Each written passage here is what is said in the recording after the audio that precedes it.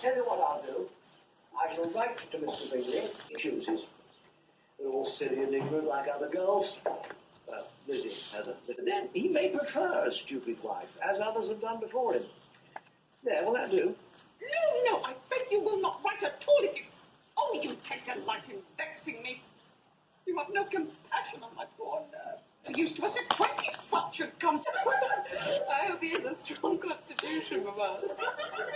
And the fondness for silly young women. Oh, my dear Mr. Bennet, nothing you say shall ever vex me again. I'm sorry to hear it. Well, Kitty, I think you may cough as much as you choose now.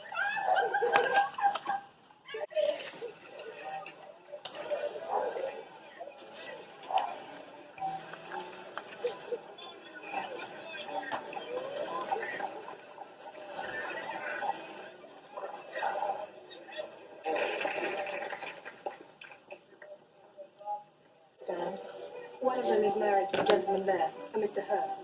They're more pleased with themselves than what they see, I think. Did you ever meet such a queer man? I don't care if he does. And his brain is supposed to be so agreeable, everything charming.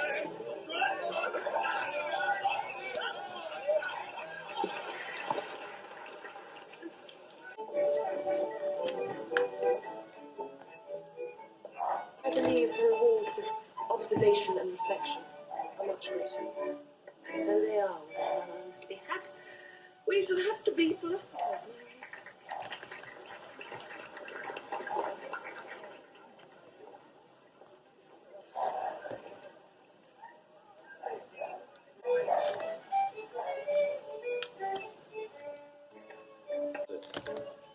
Bien.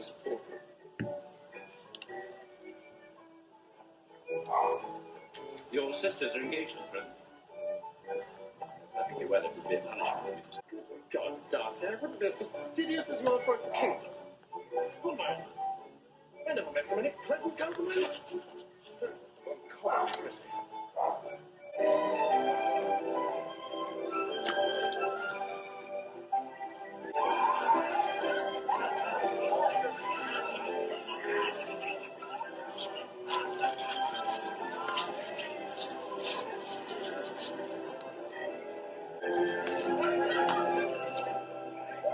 So uncommonly pretty.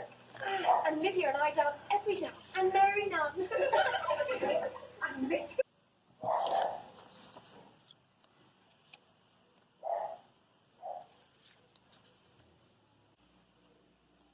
Please you, Mr. Darcy? Not even famous Miss Bennet. Well, Oh, Jane Bennet is a sweet girl. Mother. I heard Eliza Bennet described as a famous local beauty. Darcy, I shall never understand why you go through the world determined to be displeased with everything and everyone in it. I will never understand why you are in such a rage to approve of everything and everyone which you meet. What? You shall not make me think ill of Miss Bennet, Darcy. Indeed he shall not. I shall dare his disapproval and declare she is a... Well, aye, very true. Damn tedious waste of a newly. Oh, He's just what a young man ought to be. Sensible, lively, and I never saw such happy a man. Very much. It shows good judgment. Now I give you leave to lie to me. But after a while I found them very pleasing. Miss Bingley is to keep house for her brother, and I'm sure they will be very charming neighbours. One of them, maybe. No, Lizzie, I'm sure you're wrong. And even Mr. Darcy, you know, may improve on closer acquaintance. Do you mean he'll be in humour to give consequence to young ladies who are slighted by other men? Never. She is tolerable, I suppose.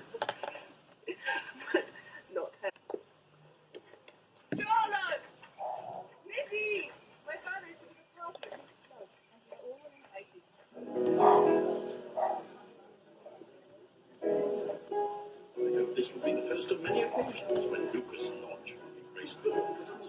Here you see, we're all easy, with no awkwardness or ceremony. Quite. Oh, yes, my dear. 5,000 a year. Don't be the wealthy. A most agreeable young man.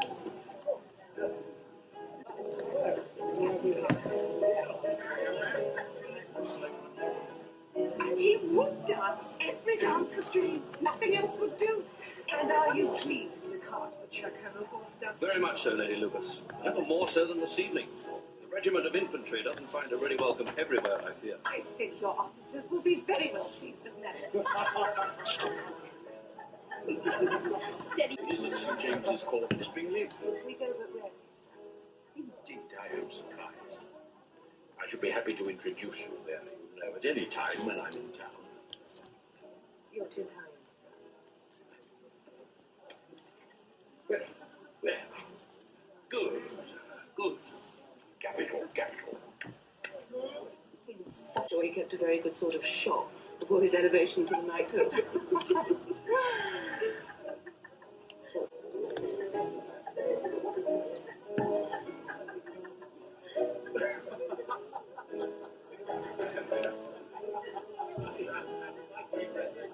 Do you be discontented populace, sir, or do you defend Hertfordshire against the French? Neither, ma'am, I trust.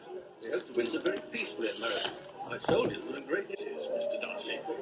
Nothing like dancing, you know. One of the refinements of every polished society. And every unpolished society. Every savage complains. Oh, yeah. It's right. Capital, capital. Oh, Miss Eliza. Why are you not dancing? Mr. Darcy, allow me to present this young lady to you as a very desirable partner. You cannot withdraw when so much beauty is before you. Please, sir, I've not the least intention of dancing. Please don't suppose that I moved this way in order to beg for a pardon. But excuse me, I am not inclined to dance. Come, why not? When you see Mr. Darcy has no objection, although he dislikes the amusement so much in general. The Darcy is all politeness. He is. And why should he not be considering the inducement? For who could object to such a partner, eh, Darcy? Beg you would excuse me. Well. Oh, capital, Lydia, capital. How insupportable it would be to spend many evenings in such tedious company. No, indeed. It's a good sign, too. Give it to me. There now. Dine with Louisa and me today. La-di-da, as the gentlemen are to dine with the officers, and that's in the cake. Stingly. Very elegant hand. May I have the carriage, Father? Then we'll have to stay the night. Mother! Always unplanned.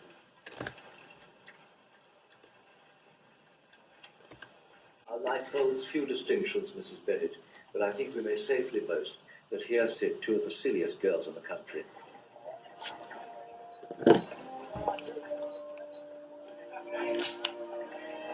Hi, Lizzie. Isn't that Captain Carter? Come on, make haste.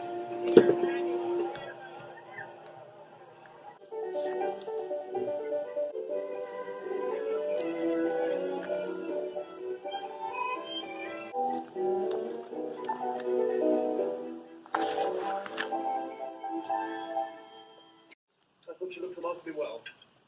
You observed it, I'm sure, Mr. Darcy. I did. I'm inclined to think you wouldn't wish your sister to make such an exhibition. Certainly not. It seems to me to show an abominable sort of conceited independence. Shows an affection for her sister. That is very pleasing. I'm afraid, Mr. Darcy, that this escapade may have affected your admiration for her fine eyes. But Jane Bennet is a sweet girl. It's very sad she should have such an unfortunate connections. Their uncle, she told us, is in trade and lives... With such connections, they can have very little chance of marrying well, Bingo. That is the material point.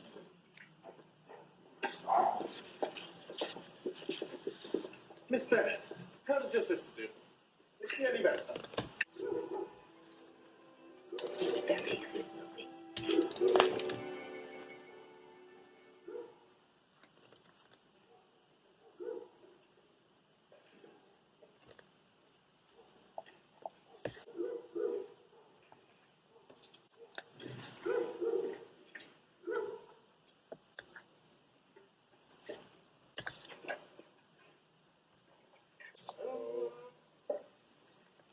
Done. Should have played with you.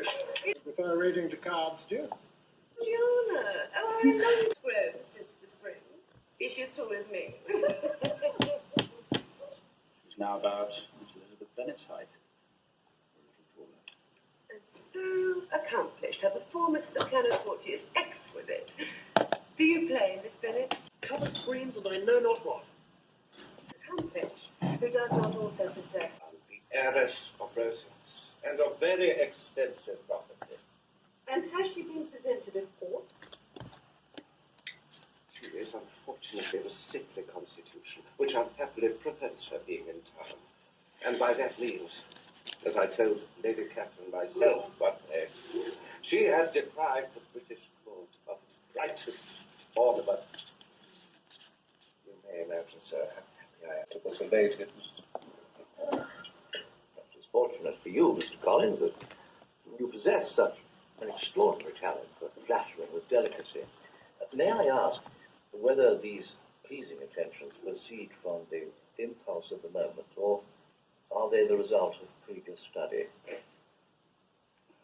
They arise chiefly from what is passing at the time, sir.